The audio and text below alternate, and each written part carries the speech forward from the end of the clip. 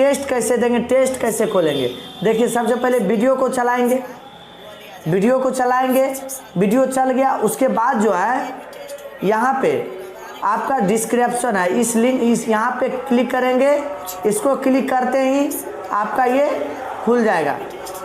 इस पर क्लिक करते ही आपका डिस्क्रिप्शन खुल गया। जब डिस्क्रिप्शन खुल गया देखिए यहाँ पे बाल विकास यानी CDP का टेस्ट का दिया हुआ है, अंग्रेजी का दिया हुआ है, इसी प्रकार से बहुत सारा दिया हुआ, सबका दिया हुआ है। तो यहाँ पे आप करेंगे कि ये इस लिंक पर क्लिक करके, इस लिंक पर क्लिक जैसे ही करेंगे देखिए क्लिक कर रहे,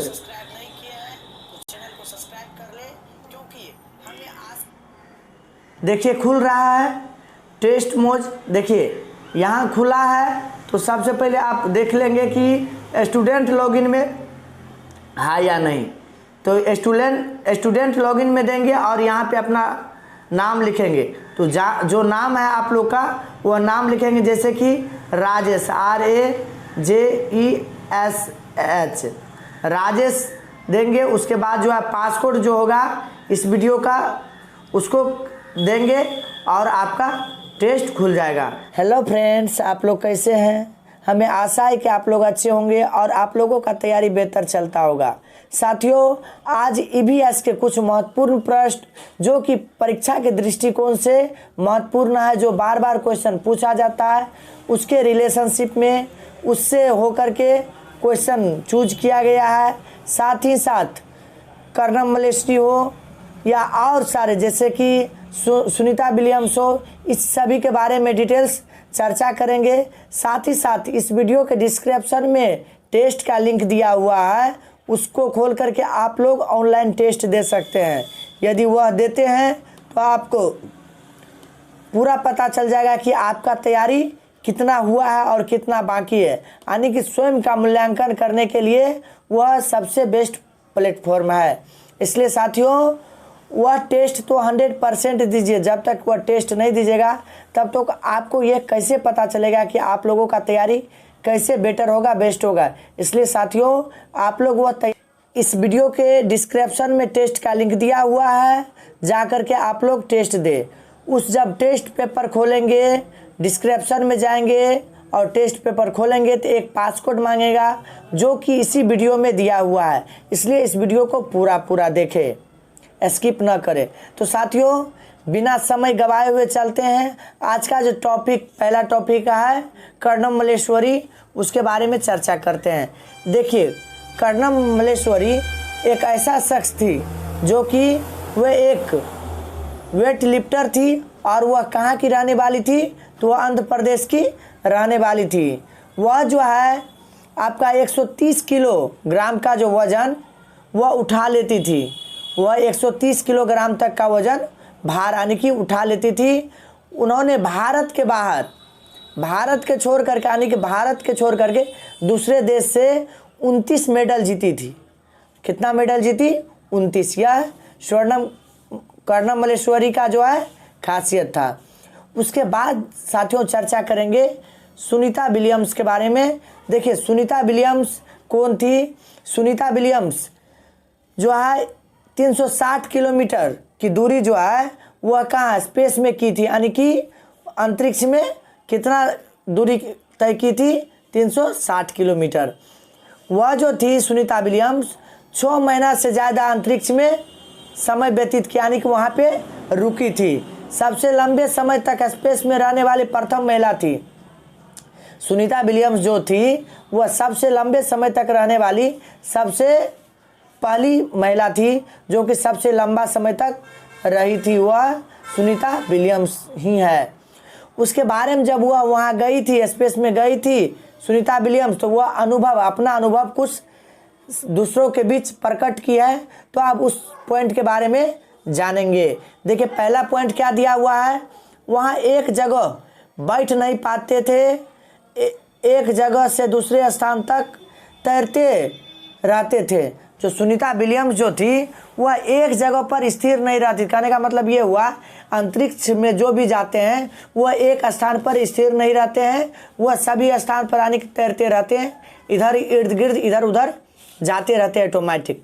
यदि किन्हीं को एक स्थिर रहना होता है तो अपना बल के बदौलत वह स्थिर रहते हैं। देखिए अगला पॉइंट क्या है, वहाँ पे पानी भी नहीं रुकती थी, वहाँ जो अंतरिक्ष में पानी भी नहीं रुकती थी, बुलबुले बन के फ्लोट करता था, यानी कि इधर उधर जाता था। उसके बाद जो है चेहरा या हाथ धोने के लिए बबल पकड़ना पड़ता था और जो है कागज़ गीला करना पड़ता था। कागज़ को क्या करना पड़ता था, गीला करना पड़ता था। उसके बाद नेक्स्ट पॉइंट दिया हुआ है, वहाँ जो रहती थी वहाँ पे कंघी का यूज नहीं किया जाता था, इसलिए क्योंकि जो वहाँ पे हमेशा बाल जो खड़ा ही रहता था तो वहाँ पे कंघी का यूज कैसे होगा। तो देखिए वही पॉइंट दिया हुआ है, वहाँ पे कंघी की आवश्यकता नहीं होती थी क्योंकि वह हमेशा वहाँ पे बाल जो होता था खड़ा होता था, इसलिए वहाँ पे कंघी की आवश्यकता नहीं होता था। वहाँ टहल नहीं सकते थे, वहाँ जो है टहल नहीं सकते थे,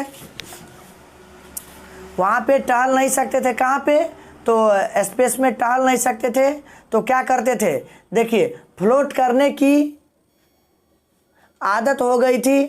एक जगह पर रुकने के लिए खुद को बांधना पड़ता था, यानी कि एक जगह पर रुकने के लिए खुद को बांधना पड़ता था।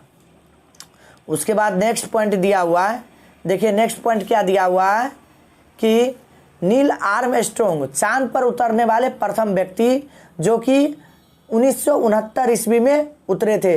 1969 ईस्वी में चांद पर कौन उतरे थे, तो नील आर्मस्ट्रॉन्ग उतरे थे। उसके बाद जो है साथियों, भारत जो है अर्जेंटीना के विपरीत देशांतर पे है। भारत जो है, हमारे जो देश है भारत, वह अर्जेंटीना देश के डायरेक्ट विपरीत दिशा देशांतर में है, जिसके कारण भारत की अपेक्षा अर्जेंटीना के लोग जो होता है उल्टे होते हैं, या उसकी अपेक्षा भारत के लोग उल्टे होते हैं। इनको कहेंगे तो वह उल्टे होंगे, उनकी अपेक्षा भारत के लोग उल्टे होते हैं। उसके बाद साथियों जानेंगे अल-बरूनी के बारे में, जो कि एक दूसरे देश से आए हुए थे और नया नया चीज़ को जो देखते थे तो वह लिख लेते थे और अपने लोगों से वह तुलना किया करते थे। तो देखिए उसके बारे में क्या पॉइंट दिया हुआ है। पहला पॉइंट दिया हुआ, 1000 से भी ज़्यादा साल पहले एक यात्री भारत आए, उनका नाम था अल-बरूनी। अल-बरूनी जिस देश से आए थे उस देश का नाम था उज्बेकिस्तान। तो ये क्वेश्चन बार बार पूछ दिया जाता है कि अल-बरूनी किस देश के रहने वाले थे या कहाँ से आए थे, तो साथियों क्या बताएंगे, उज्बेकिस्तान से आए थे। उसके बाद है नेक्स्ट पॉइंट, अल-बरूनी ने बहुत सी बारीकी से चीज़ों और जगहों का पता लगाए, खोज किया, और जो उनको नया नया लगा उनको जो खास तौर पर क्या किए हुए, उन्होंने अपने देश में जो अलग लगा उसके बारे में लिखा, उसके बारे में लिख दिया, ताकि जो उनके नेक्स्ट पीढ़ी के लोग होंगे वह जानेंगे समझेंगे। उसके बाद देखिए नेक्स्ट पॉइंट दिया हुआ है, अल-बरूनी उस समय तालाबों के बारे में लिखते हैं कि वहाँ के लोग तालाब बनाने में तो माहिर है। अगर हमारे देश में वे लोग देखेंगे तो, यानी कहने का मतलब ये कहते हैं कि भारत का जो है लोग जो है तालाब बनाने में माहिर है। उन्होंने अपने देशों के लोग से तुलना करते हैं कि हमारे देश के लोग यहाँ के लोगों को देखेंगे तो क्या करेंगे, उन्होंने देखेंगे तो हैरान रह जाएंगे। वह कहते हैं कि हमारे देश के लोग हैरान रह जाएंगे। बहुत बड़े बड़े भारी पत्थर को, लोहे कुंडों और सरियों को जोड़कर तालाब के चारों तरफ चबूतरे बनाए जाते हैं। उन्होंने बोले तालाब का जो चबूतरा बनाया जाता है, बहुत बड़ा बड़ा लोहा एवं सरिया को जोड़ करके उसका चबूतरा बनाया जाता है। उसके बाद है इन चबूतरों के बीच ऊपर से नीचे जाती है और सीढ़ी की लंबे कतारें होती है।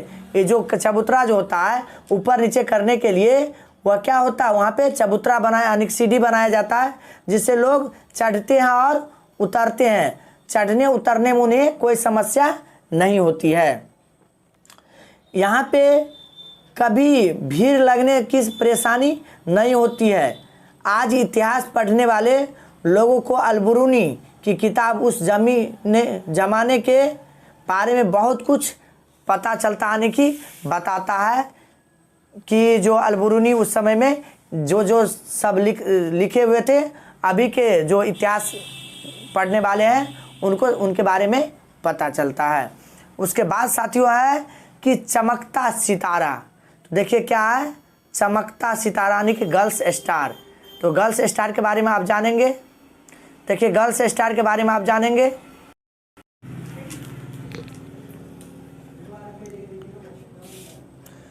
देखिए स्वर्णमणि एक चमकता सितारा, स्वर्णमणि जो थी वह चमकता सितारा, जिसे गर्ल्स स्टार भी बोलते हैं।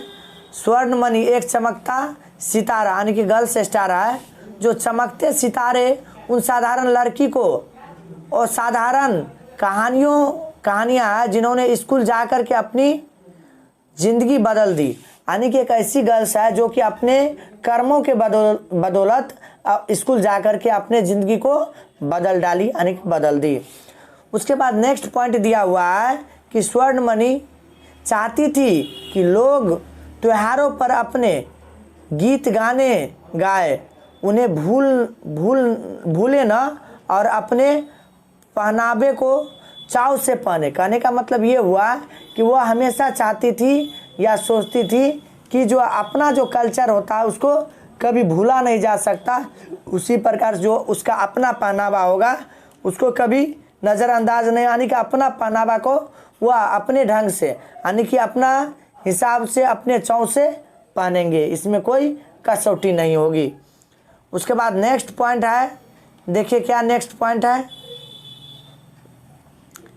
क्या, कि जो है जड़ी बूटियों की समझ और बांस की चीज़ों बनाने की कला बच्चे में सीखी थी। जो स्वर्णमणि थी वह जो है बचपन में ही जड़ी बूटी का समझ, यानी किस जड़ी बूटी का किस बीमारी में यूज होता है, और बांस से बनने वाले जितना भी आपका सामान होता है, जैसे कि आपका छिट्टा कह दीजिए, डगरा कह दीजिए, ये सब जो भी होता है बांस से बनाने वाला चीज़, उसमें वह प्रांगण यानी उसमें कला था, बनाने का कला था।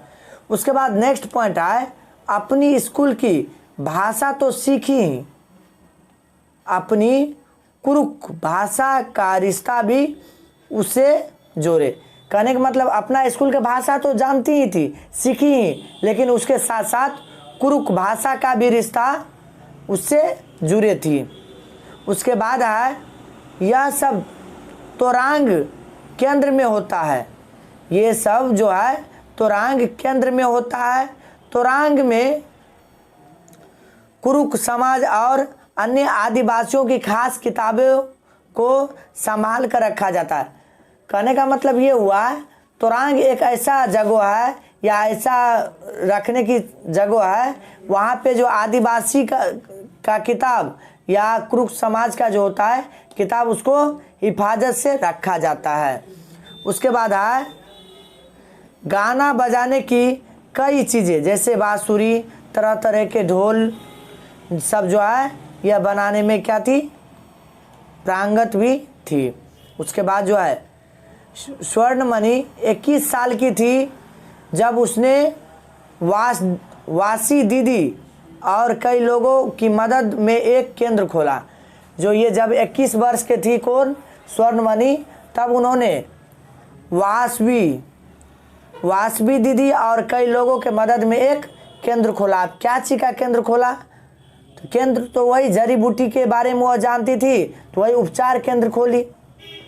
उसके बाद है उसने इस जगह का नाम तोरांग रखा। जिस जगह पर वह केंद्र खोली उस जगह का नाम क्या रखी, तोरांग। कुरक भाषा में तोरांग का मतलब होता है जंगल। तोरांग का मतलब क्या होता है, जंगल। तो साथियों आज जो है हम लोग इतना ही तक जानेंगे और नेक्स्ट वीडियो में सभी राज्य के बारे में जानेंगे, जैसे कि आपका केरल हो गया, तमिलनाडु हो गया, राजस्थान हो गया, जम्मू कश्मीर हो गया। तो सभी जितना भी जो राज्यसभा से क्वेश्चन पूछा जाता है उसके बारे में नेक्स्ट वीडियो में जानेंगे। साथियों अब जो है 20 महत्वपूर्ण क्वेश्चन जो होता है उसके बारे में चर्चा करेंगे। तो देखिए आप लोग जो है इस सेशन को लास्ट तक देखिए, लास्ट तक देखिएगा तो आपको एक पासकोड मिलेगा। पासकोड मिलेगा तो ही जा कर के आप क्या कर पाएंगे, आप अपना तैयारी बेहतर कर पाएंगे। किसके सहारे, तो टेस्ट के सहारे।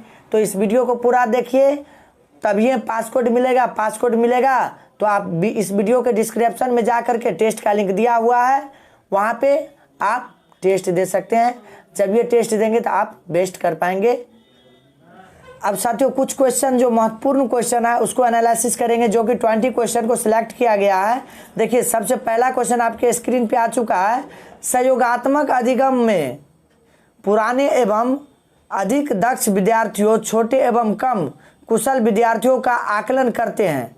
ये जो है कहता है कि सहयोगात्मक अधिगम में, सहयोग का अधिगम जो होता है, बच्चा एक दूसरे को सहयोग करता है, उसमें जो है अधिगम में अधिक दक्ष विद्यार्थी, जो अधिक दक्ष विद्यार्थी है वह छोटे एवं कमजोर कुशल विद्यार्थियों को क्या करता है, आकलन करते हैं। तो पहला क्या है, पहला ऑप्शन है समूहों में द्वंद्व, दूसरा है गहन प्रतियोगिता, तीसरा है उच्च उपलब्धि एवं स्वगरिमा, चौथा ऑप्शन है उच्च नैतिक विकास। चौथा ऑप्शन क्या है, उच्च नैतिक विकास। तो साथियों देखिए इसका ऑप्शन कौन होगा, जल्दी जल्दी आप लोग कमेंट कीजिए कि इसका ऑप्शन कौन होगा। देखिए जब बच्चा जो है अपने ही स्तर के बच्चा को जब पढ़ाता है, यानी कि आकलन करता है, अधिगम करता है, यानी कि सिखाता है, तो उसमें कौन सा ऑप्शन सही होगा। तो देखिए उच्च उपलब्धि और स्व गरिमा का पहचान होता है, इसलिए इसका सही ऑप्शन सी होगा। उसके बाद नेक्स्ट क्वेश्चन आपके स्क्रीन पे आ चुका है। देखिए क्वेश्चन नंबर 2 क्या कहता है, भारत में किस क्षेत्र में स्थानांतरित खेती करने का प्रचलन है। भारत का ऐसा कौन सा भाग है जिसमें स्थानांतरित खेती की जाती है, दक्षिण पूर्वी क्षेत्र या उत्तर पूर्वी क्षेत्र या दक्षिणी क्षेत्र या उत्तर पश्चिमी क्षेत्र। तो साथियों जल्दी जल्दी आप लोग कमेंट कीजिए इसका कौन सा ऑप्शन सही होगा। तो देखिए इसका सही ऑप्शन नंबर बी होगा, यानी कि उत्तर पूर्वी क्षेत्र, यानी कि उत्तर पूर्वी क्षेत्र इसका सही ऑप्शन होगा। उसके बाद जो है नेक्स्ट क्वेश्चन आपके स्क्रीन पे आ चुका है। देखिए क्वेश्चन क्या कहता है कि कांच के जार तथा बोतलों को उनमें अचार भरने से पूर्व सूर्य के धूप में अच्छी तरह सुखाया जाता है, ऐसा क्यों।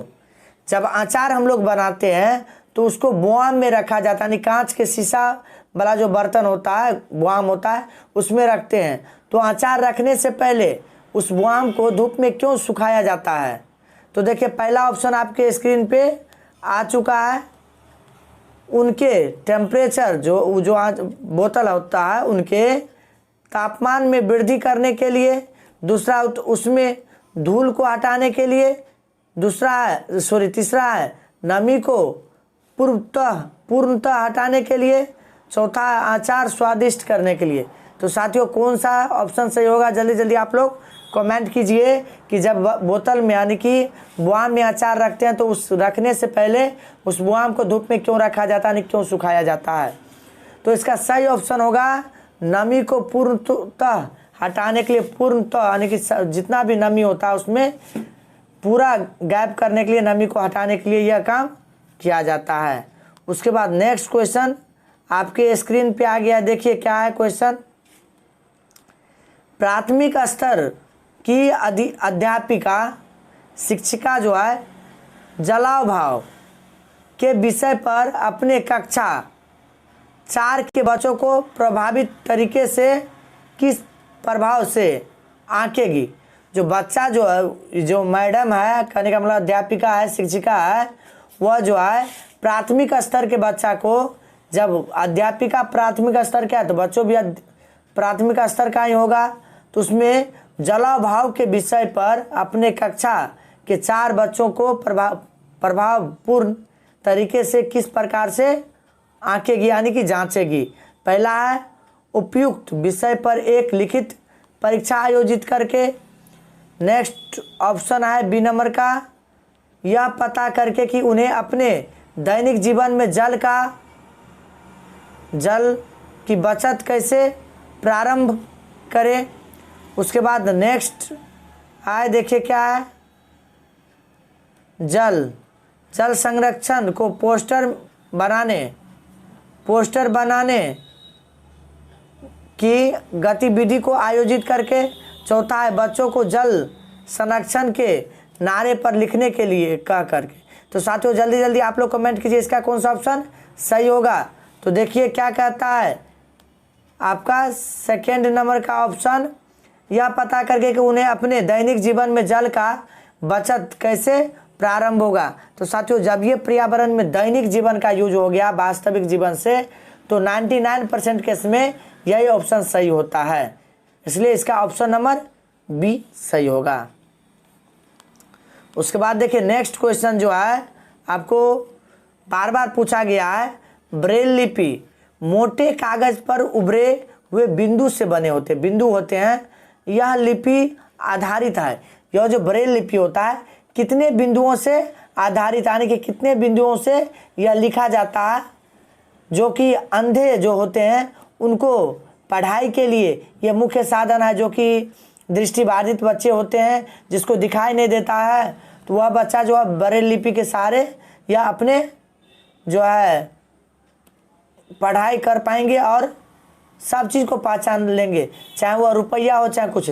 जैसे कि यदि दृष्टिबाधित बच्चे को ये समझना होगा कि ये कितना रुपया का नोट है, तो देखिए साइड में त्रिभुजाकार या वर्गाकार या आयताकार एक चित्र बना होता है, उसी के सहारे वह पहचान लेते हैं। तो देखिए इसका जो ब्रेल लिपि में जो बिंदुओं होता है वह कौन सा होता है, जल्दी जल्दी आप लोग कमेंट कीजिए। 10 बिंदुओं पर आधारित होता है या 8 बिंदुओं पर या 6 बिंदुओं पर या 8 दो बार लिखा गया साथियों, यहाँ पे 7 कर दीजिए। तो देखिए कौन सा ऑप्शन सही होगा, जल्दी जल्दी आप लोग कमेंट कीजिए। तो ब्रेल लिपि जो होता है वह 6 बिंदुओं पर आधारित होता है, 6 बिंदुओं से बना होता है, इसलिए इसका ऑप्शन नंबर सी सही होगा। उसके बाद नेक्स्ट क्वेश्चन आपके स्क्रीन पे आ चुका है, देखिए क्या क्वेश्चन कहता है, पक्षी अपना गर्दन बहुत अधिक हिलाते हैं, इसका कारण क्या है। पक्षी जो है अपना गर्दन बहुत अधिक हिलाती है, हमेशा हिलाते रहती है, तो इसका कौन सा कारण है कि वह पक्षी गर्दन हिलाती है। पहला है उड़ सकती है, दूसरा है पक्षियों की आंखों की पुतली घूम नहीं सकती, तीसरा है पक्षियों की आंख छोटी होती है, चौथा है उनके कान पंखों से ढके होते हैं। तो साथियों जल्दी जल्दी आप लोग कमेंट कीजिए इसका कौन सा ऑप्शन सही होगा। देखिए इसका सही ऑप्शन नंबर बी होगा, यानी कि पक्षियों की आंख की पुतली घूम नहीं सकती है, जिसके कारण से वह गर्दन ही घुमा करके वह देख पाती है, इसलिए इसका सही ऑप्शन बी होगा। उसके बाद नेक्स्ट क्वेश्चन आपके स्क्रीन पे आ चुका है, देखिए क्वेश्चन क्या है, पर्यावरण अध्ययन में एक अच्छे दत्त कार्य का मुख्य लक्ष्य होना चाहिए। पर्यावरण अध्ययन जब पढ़ाया जाता है सिखाया जाता है, तो उसमें एक अच्छे दत्त कार्य यानी कि प्रतिदिन का जो वर्क होना चाहिए कैसा होना चाहिए, प्रभावी अधिगम के लिए पीठ की दोहराई, उसके बाद समय पर बेहतर उपयोग की सुनिश्चित कराना। नेक्स्ट जो है पॉइंट जो है आपके स्क्रीन पे है, देखिए 3rd नंबर का, शिक्षार्थियों के अनुशासन बनाए रखना, चौथा अधिगम विस्तार के अवसर उपलब्ध कराना। तो साथियों जल्दी जल्दी आप लोग कमेंट कीजिए कि इसका कौन सा ऑप्शन सही होगा। तो देखिए कौन सा उसका ऑप्शन सही होगा, तो इसका जो जब ये विस्तार होता है तो अधिगम विस्तार का अवसर, जब ये अवसर उपलब्ध होता है बच्चों में, तो पर्यावरण में ये भी शब्द जब अवसर शब्द आता है तो 99% केस में ये ऑप्शन सही होता है। अवसर उपलब्ध कराना या अवसर प्रदान कराना या व्यवहारिक जीवन से जोड़ देना, तो ये सब होता है क्या, जब बच्चों को अवसर प्राप्त होगा तो अपने आप वह करके सीखेगा। यदि कोई काम को वह करता है तो वह विशेष करके सीख जाएंगे, इसलिए इसका ऑप्शन नंबर डी सही होगा। उसके बाद नेक्स्ट पॉइंट देखिए आपके स्क्रीन पे आ चुका है, नेक्स्ट पॉइंट क्या है आपके स्क्रीन पे, देखिए डैश के अलावा बच्चे के विकास को आकार देने वाला वातावरणीय कारकों में निम्नलिखित सभी शामिल है। ऐसा कौन सा है जिसको छोड़ करके विकास के आकार देने वाले वातावरणीय कारकों में सब शामिल है, एक ही इसमें है जो कि शामिल नहीं है। तो साथियों जल्दी जल्दी आप लोग कमेंट कीजिए कौन सा इसका सही ऑप्शन होगा। तो देखिए क्या है, शिक्षा की गुणवत्ता, पौष्टिकता की गुणवत्ता, शारीरिक गठन और संस्कृति। तो साथियों जल्दी जल्दी विकास, देखिए शिक्षा लेते हैं तो भी विकास होता है, पौष्टिक आहार लेते हैं तो भी विकास होता है, उसके बाद संस्कृति यानी कि जैसे रहन सहन बोलचाल में रहते उससे भी विकास होता है, लेकिन शारीरिक गठन से विकास नहीं होता है, इसलिए इसका ऑप्शन नंबर सी होगा। उसके बाद नेक्स्ट क्वेश्चन आपके स्क्रीन पे आ चुका है साथियों, देखिए क्या है, निम्नलिखित में से कौन सा पर्यावरण अध्ययन का उद्देश्य नहीं है। इनमें से कौन सा है जो कि पर्यावरण का उद्देश्य नहीं है। तो देखिए पहला ऑप्शन क्या है, पहला ऑप्शन जो है कहता है कि बच्चों को पाठ्य पुस्तक की परिभाषाएं प्रदान करने के लिए प्रोत्साहित करना चाहिए। दूसरा है बच्चों की जिज्ञासा और सृजनात्मकता का पोषण करना चाहिए।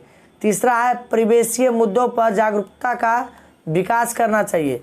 चौथा ऑप्शन है कि बच्चों को स्वयं अपने हाथों से कार्य करने एवं खोजने की क्रियाकलापों से जोड़ना चाहिए। तो साथियों जल्दी जल्दी बताइए इसका कौन सा ऑप्शन सही होगा, जल्दी जल्दी बताइए। देखिए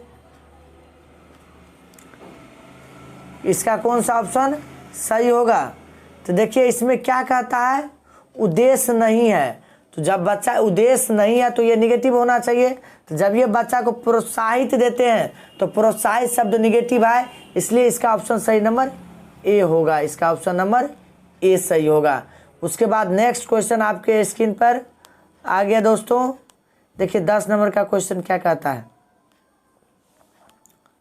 देखिए 10 नंबर का जो क्वेश्चन क्या कहता है, जब कोई सपेरा अपने वाद्य यंत्र बीन को बजाता है, जब सपेरा का वाद्य यंत्र यानी बजने वाला यंत्र कौन है, तो बीन ही है, बजाता है तो सांप उसकी ध्वनि पर अपने सिर को इधर उधर घुमाता है और उसके विचार से सांप वाद्य यंत्र के प्रति अनुक्रिया कैसे कर रहा है। तो ये जो है आपका क्या होगा, जब जो सपेरा सांप के समक्ष बीन को बजाता है तो वह जो है क्या करती है, सांप वाद्य यंत्र के प्रति अनुक्रिया करती है, यानी ऐसा क्रिया करती है, उससे आप क्या जानते हैं। तो देखिए ऑप्शन नंबर पर जाते हैं तो ऑप्शन नंबर ए क्या कहता है, उस वाद्य यंत्र की गति को देखकर, उस वाद्य यंत्र की गति को देखकर। दूसरा है उस वाद्य यंत्र द्वारा उत्पन्न कंपनियों के प्रति अनुक्रिया करके। सी में है उस वाद्य यंत्र को सूंघकर। डी में है उस वाद्य यंत्र के ध्वनि को सुनकर। तो साथियों आप लोग भली भांति जानते हैं कि सर्प जो होता है, सांप जो होता है, किस चीज़ से वह अनुक्रिया करने लगती है। तो जल्दी जल्दी आप लोग कमेंट कीजिए कौन सा ऑप्शन इसका सही होगा। तो देखिए ऑप्शन नंबर बी, देखिए उस वाद्य यंत्र द्वारा उत्पन्न कंपन जो होता है उसके प्रति अनुक्रिया करके वह जो होता है एक क्या कहता है, प्रतिक्रिया उसमें उत्पन्न होता है। उसके बाद देखिए नेक्स्ट क्वेश्चन आपके स्क्रीन पे आ चुका है, देखिए क्या है, बिहार राज्य के लोगों के लिए मधुमक्खी पालन शुरू करने की सबसे अच्छी विधि है, यानी कि कौन सा समय है जब बिहार में मधुमक्खी पालन का सही समय है। तो देखिए पहला है अक्टूबर से दिसंबर, दूसरा है जनवरी से मार्च, तीसरा है अप्रैल से जून, उसके बाद जुलाई से सितंबर। तो साथियों जल्दी जल्दी आप लोग कमेंट कीजिए इसका कौन सा ऑप्शन सही होगा।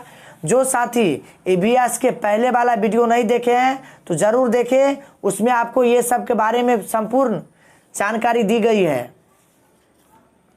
तो देखिए इसका कौन सा ऑप्शन सही होगा।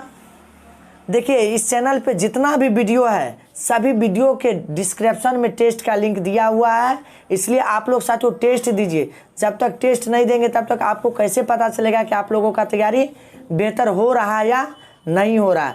यदि बेहतर नहीं हो रहा है तो कैसे होगा। अब जो है मात्र 1 माह का समय है, मात्र जो है आपका नवंबर माह का समय है। नवंबर में भी आपका जो है फेस्टिवल सब है, इसलिए आपका 1 सप्ताह 15 दिन का ये काट दीजिए तो उधर 13-14 से एग्ज़ाम है। तो मात्र 1 महीना का समय है, 30 दिन में आप क्या कर पाएंगे, कैसे तैयारी करना है आप समझ सकते हैं कि जब तक आप अपना मूल्यांकन नहीं करेंगे तब तक आप लोगों का तैयारी बेहतर नहीं हो। साथियों आज का पास कोड 7372 है, हो पाएगा। साथियों अब ऑनलाइन टेस्ट कैसे देंगे वह सीखेंगे। साथियों आप लोग जो टेस्ट देते हैं उसमें बहुत सारी समस्या होता है कि टेस्ट कैसे देंगे। बहुत सारे साथी क्वेश्चन करते हैं कि सर हम टेस्ट नहीं दे पाते हैं। तो उसके लिए देखिए क्या करना है। सबसे पहले आप लोग अपना यूट्यूब पे चले जाएंगे, यूट्यूब को खोलेंगे। यूट्यूब खोलने के बाद देखिए उसमें जो सर्च का बटन जो आता है, सर्च आता है आपका, देखिए यहाँ पे सर्च का आ जाता है। इस सर्च पर क्लिक करेंगे। इस पर क्लिक करते ही देखिए इस पर क्लिक करेंगे। इस पर क्लिक करते ही यहाँ पे लिखना पड़ेगा edu online test, EDU space online ONLINE online test TEST। इसको लिख करके सर्च कर देंगे। देखिए सर्च करते ही सबसे पहले नंबर पर देखिए ईडू ऑनलाइन टेस्ट का जो आपका चैनल आ जाता है। उसके बाद देखिए ये जितना भी आता है सब आपका हमारे ही चैनल है। सभी वीडियो के डिस्क्रिप्शन में टेस्ट का लिंक दिया हुआ है। EVS हो चाहे मैथ हो या हिंदी हो या संस्कृत हो, सबका टेस्ट होता है। देखिए सबसे पहले तो इस चैनल को सब्सक्राइब कर लेंगे। यहाँ पे सब्सक्राइब का बटन दिया हुआ है, सब्सक्राइब कर लेंगे और बेल आइकन को भी दबा लेंगे। अब चलते हैं कि टेस्ट कैसे देंगे, टेस्ट कैसे खोलेंगे। देखिए सबसे पहले वीडियो को चलाएंगे, वीडियो को चलाएंगे। वीडियो चल गया उसके बाद जो है यहाँ पे आपका डिस्क्रिप्शन है, इस लिंक यहाँ पे क्लिक करेंगे। इसको क्लिक करते ही आपका ये खुल जाएगा। इस पर क्लिक करते ही आपका डिस्क्रिप्शन खुल गया। जब डिस्क्रिप्शन खुल गया देखिए यहाँ पे बाल विकास यानी CDP का टेस्ट का दिया हुआ है, अंग्रेजी का दिया हुआ है, इसी प्रकार से बहुत सारा दिया हुआ, सबका दिया हुआ है। तो यहाँ पे आप करेंगे कि ये इस लिंक पर क्लिक करके, इस लिंक पर क्लिक जैसे ही करेंगे देखिए क्लिक कर रहे,